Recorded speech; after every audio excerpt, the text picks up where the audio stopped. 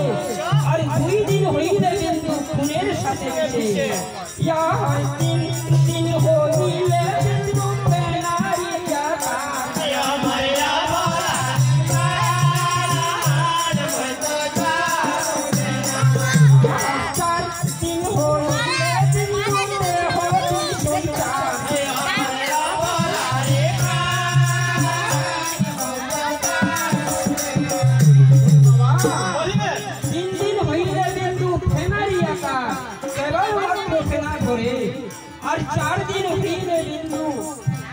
কি হয় জানো, দেহ কি সঞ্চার হয়। তবে 5 দিন হইলে বিন্দু চলে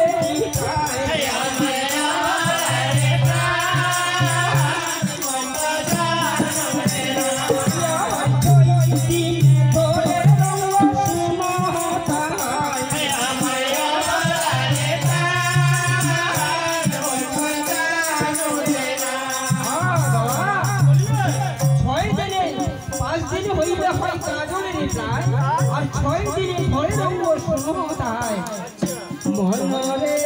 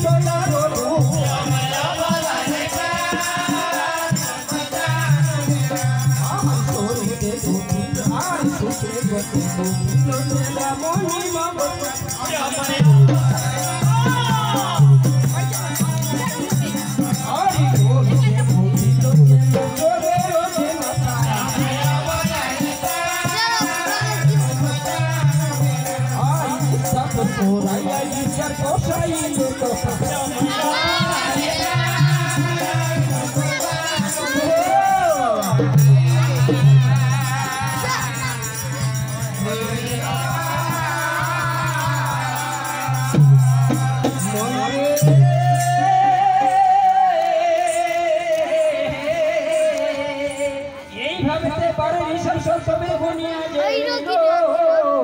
এক এক করে সবে হিসাব গুনিব এক এক করে এখন কর্ম করে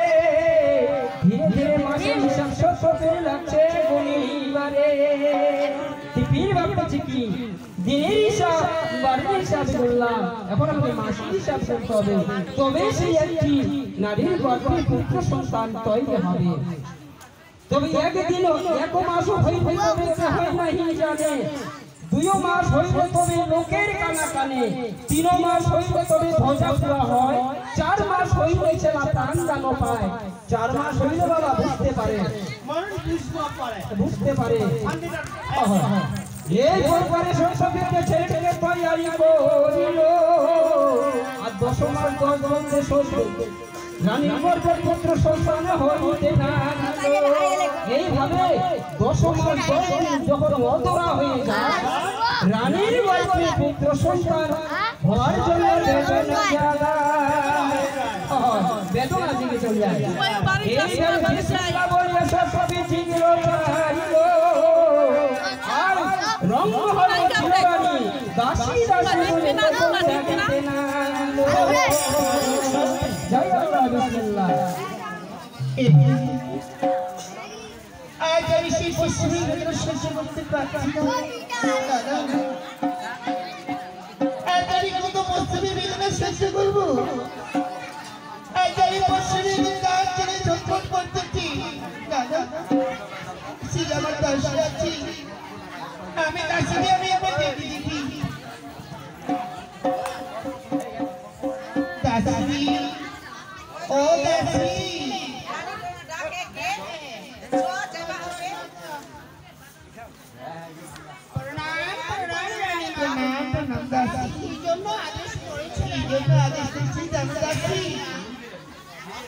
আজ আমার পশ্চিমী বেদনা হয়েছি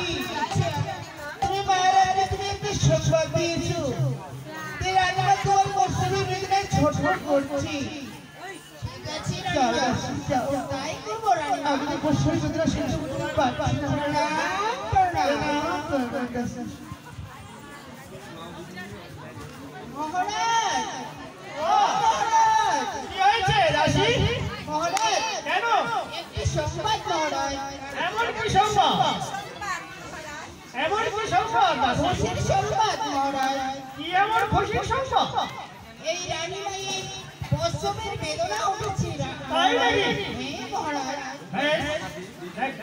দেখো দাসী